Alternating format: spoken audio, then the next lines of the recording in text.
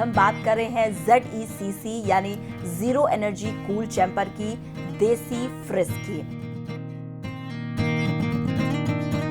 ZECC जो है zero energy cool chamber, उसका टेम्परेचर 15 डिग्री सेंटीग्रेड कम होता है और उसमें जो आर्द्रता होती है वो 90 से 95% उसमें आर्द्रता रहती है। नमस्ते, प्रणाम। नया दिन, नया आगाज और खेती में नए विषय के साथ मैं याशु गांधी आपका तहे दिल से इस्तकबाल करती हूँ। बातें खेती में आज हम बात करेंगे जीरो एनर्जी कूल चैम्बर की। नाम की टेक्निकलिटी पे बिल्कुल मत जाइए। एक बहुत ही आम भाषा में बात करें तो देसी फ्रिज या देसी कोल्ड स्टोरेज क्या होता है, किस तरीके से आप इससे फायदा उठा सकते हैं और अपनी शाक सब्जियों को सड़ने गलने से रोक सकते हैं, इस पर आज हम विस्तार से चर्चा करेंगे। और स्टूडियो में हमारे साथ है विशेषज्ञ मूलचंद शर्मा जी। मूलचंद जी, आपका बहुत बहुत स्वागत है। धन्यवाद। एक चीज़ तो है कि जिस तरीके से साइंस और टेक्नोलॉजी डेवलप हो रही है, बहुत नए नए आविष्कार आ रहे हैं, नई नई चीज़ें आ रही हैं, बावजूद इसके चाहे हम आर्थिक स्तर पर तौलें या दूसरी चीज़ों से कंपेयर करें, कहीं ना कहीं जो देसी नुस्खे हैं, देसी चीज़ें हैं, उनकी तासीर अपनी जगह है, उनकी महत्वता, इंपॉर्टेंस अपनी होती है। बिल्कुल, बिल्कुल। जब हम सब्जियों के सड़ने गलने की बात करते हैं, आमतौर पे जब हम कोल्ड स्टोरेज एक वर्ड यूज़ करते हैं तो बहुत बड़ा सा एक चीज़, एक दृश्य जहन में उभरता है। जी। लेकिन देसी फ्रिज की जब हम बात करते हैं या ज़ीरो एनर्जी कूल चैम्बर की बात करते हैं तो ये एक्चुअली है क्या और किस तरीके से ये फंक्शन करता है? देसी fridge zero energy cool chamber जिसको हम कहते हैं, ये 97 में, सन 97-98 में हमारे भारत में डॉक्टर SK रॉय जो IRI के साइंटिस्ट थे, अब रिटायर हो चुके हैं, उन्होंने ये भारत में इस्टेब्लिश किया। उनका बड़ा आभार करते हैं कि उन्होंने ये टेक्नोलॉजी हमारे भारत में किसान भाइयों को, छोटे उद्यमियों को ये टेक्नोलॉजी दी। इसके में जो फ़ायदे हैं वो छोटे किसान से लेकर के, छोटे उद्यमियों से लेकर के, और जो रेहड़ी वाले होते हैं, जो गरीब लोग बेचारे सब्जी बेचते हैं रेहड़ियों में, उनके लिए बड़ा फ़ायदा होता है इसमें। उनके पास सब्जियां बच जाती हैं।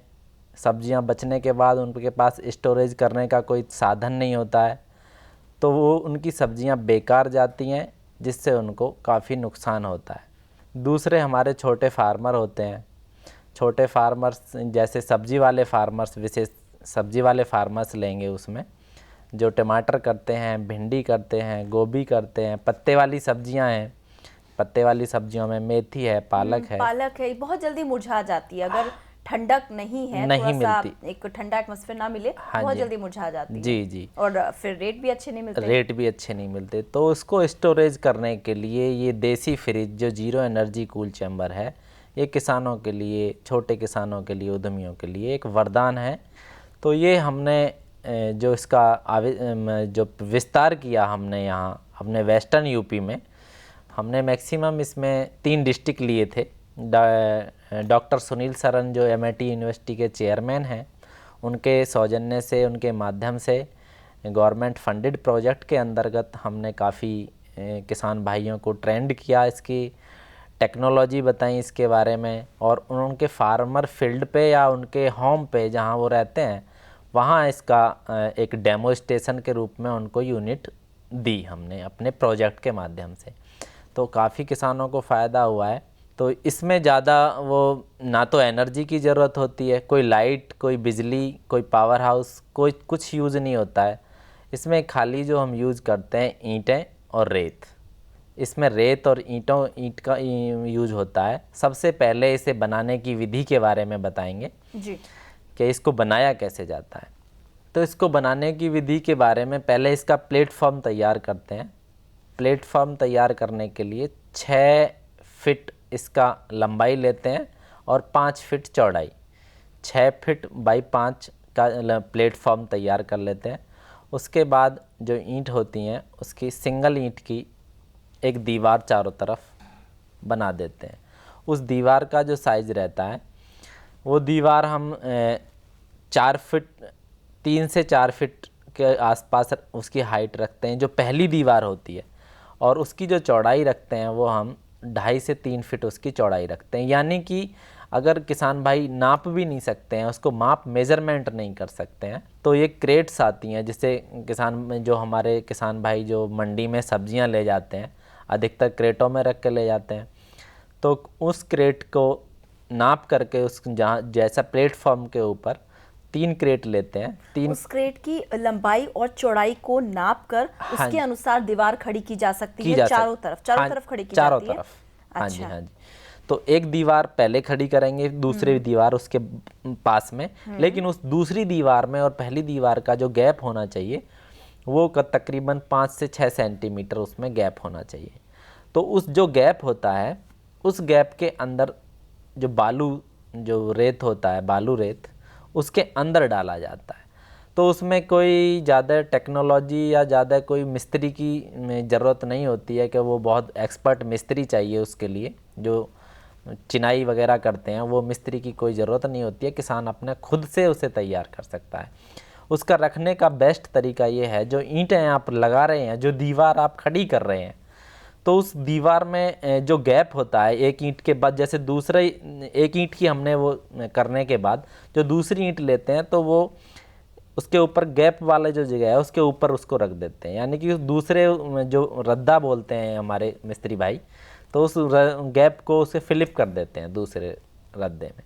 तो इसके लिए विशेष ईंटा और दूसरा रेत।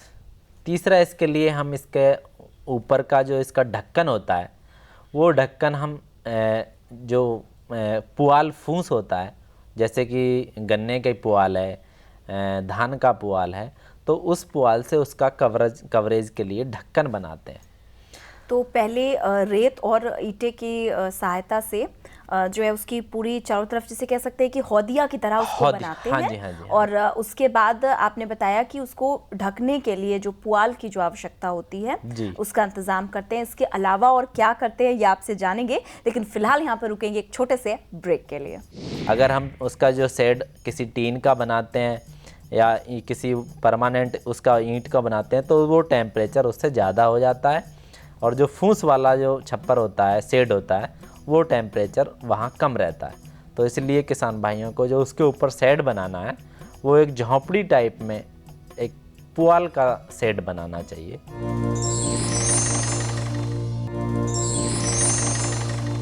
तो खेती की इन बातों में ब्रेक के बाद एक बार फिर से आपका स्वागत है। और आज हम बात कर रहे हैं जीरो एनर्जी कूल चैम्बर की, यानी देसी तरीके से आप किस तरीके से सड़ने और गलने से अपनी सब्जियों को बचा सकते हैं। एक छोटा देसी कोल्ड स्टोरेज क्या है, कैसे बनता है, ये हमने आपको ब्रेक में जाने से पहले बताया। उसके आगे का चरण हम जानने की कोशिश करते हैं मूलचंद जी से। आपने कहा कि रेत और ईंट के माध्यम से हम एक हौदिया की तरह बनाते हैं। एक चीज़ आगे बढ़ने से पहले पूछना चाहूँगी कि आमतौर पे ये कहा जाता है जो रेत होती है उसकी जो तासीर होती है, रेत गर्म होती है, जी। और जो ईंट होते हैं, ब्रिक होती है, वो भी गर्म होती है। दो गर्म चीज़ों के मेल से एक ऐसी चीज़ तैयार करना जो शीतलता प्रदान करे, ऐसा कैसे और क्यों? किसान भाइयों के मन में भी ये बहुत सी बातें आती हैं कि भाई ये रेत भी गर्म होता है, ये भी ईंटें भी गर्म होती हैं, तो बाहर उसके अंदर का टेम्परेचर तो और भी गर्म हो जाना चाहिए। लेकिन ऐसा कुछ नहीं है।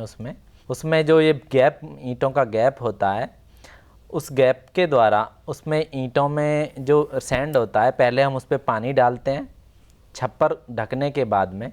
यानी कि जो क्रेट्स होती हैं, क्रेट्स में सब्जियां रख दी, सब्जियां रखने के बाद में उसमें हम पानी डालते हैं। पानी आप उसमें हजारे से डाल सकते हैं, अपने किसी भी साधन से भी उससे डाल सकते हैं अपने उससे। इसको ऊपर से ढकने के लिए भी हम बात कर रहे थे, जैसे पुआल की, हाँ। या धान का पुआल होता है, गन्ने का पुआल है, तो उसका एक छप्पर बनाते हैं। उसका छप्पर बनाते समय वो 2 हैंडल उसमें निकाल लेते हैं, बांस के हैंडल आते हैं, वो 2 डंडे उसमें पकड़ने की सुविधा जिससे रहे, तो वो उसमें ऊपर कवर करने के लिए रखते हैं। तो उसमें पानी डालने की जो प्रक्रिया है वो विशेष ध्यान रखनी होगी, क्योंकि पानी आपको उसमें ड्रिप पाइप नहीं है आपके पास, तो वो आपको पानी, जैसे मई जून का महीना है, उस समय टेम्परेचर ज़्यादा होता है, तो उस समय आपको कम से कम 5 से 7 बार पानी दिन में उसमें डालना पड़ेगा, अगर आपके पास ड्रिप का सिस्टम नहीं है। दूसरा, उसमें जो अंदर का टेम्परेचर है वो बाहर के टेम्परेचर से भी कम 10 से 15 डिग्री सेंटीग्रेड कम होता है। JDCC जो है, जीरो एनर्जी कूल चैम्बर, उसका टेम्परेचर 15 डिग्री सेंटीग्रेड कम होता है और उसमें जो आर्द्रता होती है वो 90 से 95% उसमें आर्द्रता रहती है। तो उसके लिए विशेष बात किसान भाइयों के लिए ध्यान रखने की है कि वो उसमें पानी अवश्य डालते रहें। अच्छा, एक चीज़ और इसमें मुझे लगा कि मैं पूछूं कि हम नमी की बात कर रहे हैं, आर्द्रता की बात कर रहे हैं, ऐसे में क्या स्थान विशेष का भी ध्यान रखना चाहिए कि जहां पर सूर्य का प्रकाश ना आए या कम आए? क्योंकि जाहिर सी बात है, सूर्य का प्रकाश पड़ेगा तो जो हम तर कर रहे हैं पानी से ईंटों को, वो पानी भाप बन के उड़ जाएगा। बिल्कुल बिल्कुल, ये बहुत अच्छा पूछा है आपने। इसके लिए हम या तो जहां हम उसको बनाने जा रहे हैं ये विशेष ध्यान रख लें कि उसके ऊपर जो शेड होता है वो छप्पर बना लें, या फिर किसी पेड़ के नीचे, जो पेड़ होता है उसके नीचे बनाएं। उसके लिए शेड की बहुत ज़रूरी है, बहुत अति आवश्यकता है। तो वो शेड होना चाहिए जिससे वो डायरेक्ट सनलाइट उस पर ना जाए और उसका टेम्परेचर, उसका जो लो टेम्परेचर कम से कम उसमें बना रहे। तो उसके लिए हम जो विशेष फार्मर्स को सलाह देते हैं वो छप्पर भी फूस का होना चाहिए, पुआल का होना चाहिए, क्योंकि अगर हम उसका जो शेड किसी टीन का बनाते हैं या किसी परमानेंट उसका ईंट का बनाते हैं तो वो टेम्परेचर उससे ज़्यादा हो जाता है और जो फूस वाला जो छप्पर होता है, शेड होता है, वो टेम्परेचर वहाँ कम रहता है। तो इसलिए किसान भाइयों को जो उसके ऊपर शेड बनाना है वो एक झोंपड़ी टाइप में एक पुआल का शेड बनाना चाहिए, तो जिससे वो टेम्परेचर आपका कम रह सके। 4 दीवारें उसकी एक तरह से खड़ी करके उसके अंदर उसको रख के फिर ऊपर से उसको ढक दिया जाता है। तो इस कम से कम या ज़्यादा से ज़्यादा इसकी ड्यूरेशन कितनी होनी चाहिए कि हम 1 दिन तक बचा सकते हैं सब्जियों को, 2 दिन तक बचा सकते हैं? इसमें ये भी बहुत अच्छा क्वेश्चन है आप में। जैसे कि पत्तेदार सब्जियां जितनी भी हैं हमारी, पालक है, मेथी है, धनिया है, तो ये सारी सब्जी जो हैं वो 5 से 6 दिन यानी कि 1 हफ्ते तक उसमें आप रख सकते हैं। दूसरी बात सब्जी की आती है, जैसे टमाटर है, बैंगन है, फल हैं हमारे, केले हैं, अमरूद हैं, तो उनको हम मैक्सिमम 1 मंथ तक भी रख सकते हैं। जी बिल्कुल। इसके अलावा जो बहुत सारे बिंदु हैं जिनको हमें ध्यान में रखना चाहिए, अपने पानी की बात कही, और भी कुछ एक सवाल मेरे जहन में आ रहे हैं, आपसे पूछूंगी, लेकिन फिलहाल यहाँ पे वक्त इशारा कर रहा है कुछ पल रुकने का, तो हम फौरन लौटते हैं एक छोटे से विराम के बाद। 3 से 4 दिन तक उसमें सब्जियां ना रखें। अगर केमिकल का स्प्रे कर रहे हैं उसमें इंसेक्ट को मारने के लिए, फंगस को मारने के लिए, तो उसमें 3 से 4 दिन तक कोई सब्जियां, बिल्कुल वही फॉर्मूला है जो आमतौर पे हम कीटनाशकों का प्रयोग अपनी फसल में, अपनी खेती में करते हैं, उसके बाद उसे तोड़ते नहीं हैं, या अगर तोड़ना है तो उससे पहले हम प्राकृतिक तरीके से कोई इस्तेमाल करते हैं। तो वही सारी चीज़ों का जो है इस्तेमाल और ध्यान इसमें भी रखना है जब हम देसी तरीके से हम फ्रूट्स को बनाते हैं।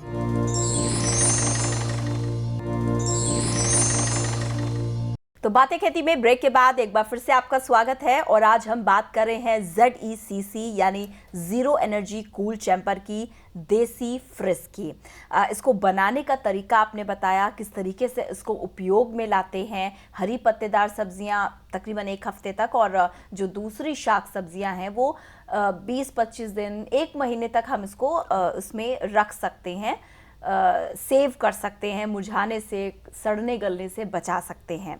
लेकिन इन सारी चीज़ों के बीच में कुछ खास प्रिकॉशन, कुछ खास सावधानियां भी रखनी होती होंगी, वो क्या होती हैं? इसमें हमें पहले इसका जो हम बनाते समय ये विशेष ध्यान रखें, इसको ऊंचे स्थान पे बनाना चाहिए जहाँ पानी वगैरह जो उसका ना भर पाए, ऊंचा स्थान यूज करना चाहिए। जैसे आपने प्रारंभ में ही बताया कि एक सबसे पहले प्लेटफॉर्म एक बनाते हैं, या आम भाषा में कहें तो एक चबूतरे की तरह थोड़ा सा ऊंचा स्थान बनाते हैं, और फिर उसमें वो हौदिया की तरह जो कोल्ड स्टोरेज की जैसे हमने बात की वो बनाते हैं। अच्छा, और एक चीज और मैं पूछना चाहूंगी कि जैसे हम अगर सामान्य तरीके से पाइप है उससे, हम कहते हैं ना, बाहर की जो उसकी सरफेस है, 4 दीवारी को बाहर से तर करना या गीला करना, तो क्या उसमें भी कुछ खास सावधानी होती है? एक तो ये कि सब्जियां अंदर से गीली नहीं होनी चाहिए। हाँ जी। इसके अलावा क्या सावधानी होती है? और जब पुआल हम जो ऊपर से उसको ढकते कवर करते हैं, उसमें भी हम पानी डालते हैं?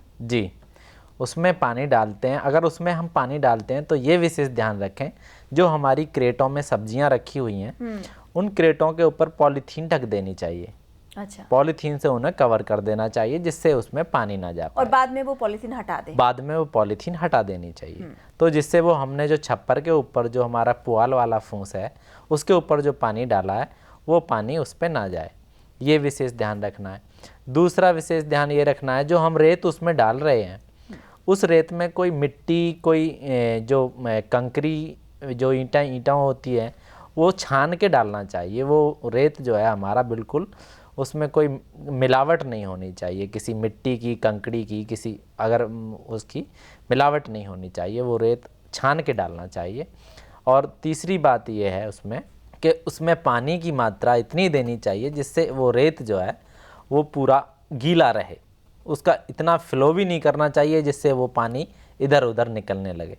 वो जो पानी डालना है वो धीरे धीरे कम कम मात्रा में डालना है और वो इतना डालना है कि वो हमेशा गीला रहे, जिससे गीला रहने से जो हवा का आवागमन होता है उसके अंदर, वो हवा का आवागमन से ही उसके अंदर की जो टेम्परेचर है वो ठंडा रहता है, टेम्परेचर डाउन रहता है वहाँ पे, और जिससे वो सब्जियाँ हमारी काफ़ी दिन तक स्टोरेज रह सकती है। यानी रेत की जो पानी के अवशोषण की क्षमता है उसके अनुरूप ही उसमें पानी डालें, ना उससे कम, क्योंकि उसका फायदा नहीं होगा। हाँ जी, और ना उससे ज्यादा, अन्यथा वो सड़ और गल भी सकती हैं सब्जियां। जी। अच्छा, इसके अलावा क्या उसमें कुछ और नुकसान भी होते हैं, कुछ और फंगस है क्या, इसका भी डर होता है? हाँ जी, हाँ जी। वो किस तरीके से? वो जैसे कि हमने 1 महीने तक हमने उसमें सब्जियां स्टोरेज की, 20-25 दिन तक उसमें स्टोरेज की, उसके बाद हमें ये डर रहता है कोई फंगस ना आ गई हो, कोई इंसेक्ट ना आ गया हो सब्जियों जहाँ, हाँ नहीं, JDCC के अंदर,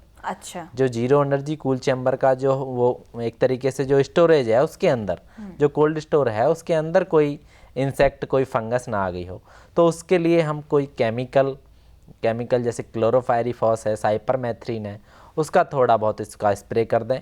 या बायो एजेंट की बात करें तो नीम ऑयल का हम उसमें स्प्रे कर सकते हैं, जिससे वो हमारा जितने भी फफूंदी हैं, इंसेक्ट हैं, वो सारे हमारे साफ। अच्छा, नीम ऑयल या हम कोई प्राकृतिक तरीका यूज करते हैं तो वेल एंड गुड। हाँ जी, लेकिन अगर हम कोई केमिकल या जो चीज आपने बताई कि स्प्रे करते हैं, जी, क्या हमें इस बात का भी ध्यान रखना है कि जो सब्जियां हैं उसमें उसका स्प्रे नहीं जाना चाहिए और उसके तुरंत बाद सब्जियां नहीं रखनी भी नहीं चाहिए? उसके लिए हम कम से भी कम जो सजेशन देंगे 3 से 4 दिन तक उसमें सब्जियां ना रखें। अगर केमिकल का स्प्रे कर रहे हैं उसमें इंसेक्ट को मारने के लिए, फंगस को मारने के लिए, तो उसमें 3 से 4 दिन तक कोई सब्जियां, बिल्कुल वही फॉर्मूला है जो आमतौर पे हम कीटनाशकों का प्रयोग अपनी फसल में, अपनी खेती में करते हैं, उसके बाद उसे तोड़ते नहीं हैं, या अगर तोड़ना है तो उससे पहले हम प्राकृतिक तरीके से कोई इस्तेमाल करते हैं। तो वही सारी चीज़ों का जो है इस्तेमाल और ध्यान इसमें भी रखना है जब हम देसी तरीके से हम फ्रिज को बनाते हैं, उसको ठंडा करने के लिए उस स्थान का प्रयोग करते हैं। अच्छा, एक चीज़ और, आमतौर पे जब हम अपने घरों में भी फ्रिज में कोई सामान रखते हैं, स्टोर करते हैं, स्टोरेज जब हम सब्जियों की रखते हैं, तो ध्यान इस बात का होता है, जैसे अगर हमने एक पन्नी में बहुत सारे टमाटर हैं तो जो नीचे की लेयर होती है वो खराब होने का डर होता है। हाँ जी, हाँ जी। सेम थिंग यहाँ पे भी एप्लीकेबल होती है कि क्या हमें 1 महीने तक अगर हम किसी चीज को सेव कर रहे हैं, स्टोर कर रहे हैं सब्जी को, क्या उनकी शफलिंग भी करनी चाहिए या उसकी कुछ खास आवश्यकता नहीं है? उसकी शफलिंग अगर कर सकें, जैसे हम 20-25 दिन वाली सब्जियां उसमें रख रहे हैं तो उसमें हम 1 हफ्ते में उसको बदल देना चाहिए उसको, यानी कि पलट देना चाहिए। दूसरा, हम जो क्रेट में जो सब्जियां रखते हैं उस क्रेट को हम डायरेक्ट उसके फर्श पे नहीं रखेंगे, उसमें एक ईंटा लगा लेंगे जिसके उसका जो है गैप, उसके बीच का गैप, उसमें बीच में गैप होना चाहिए, जो हम क्रेट, सब्जियां वाली क्रेट उसमें रखें, वायु का संचार होता रहे, ताकि वायु का संचार होता रहे और हमारी जो फल सब्जियां हैं वो ना खराब हो। बिल्कुल। तो ये हमें विशेष ध्यान रखना चाहिए।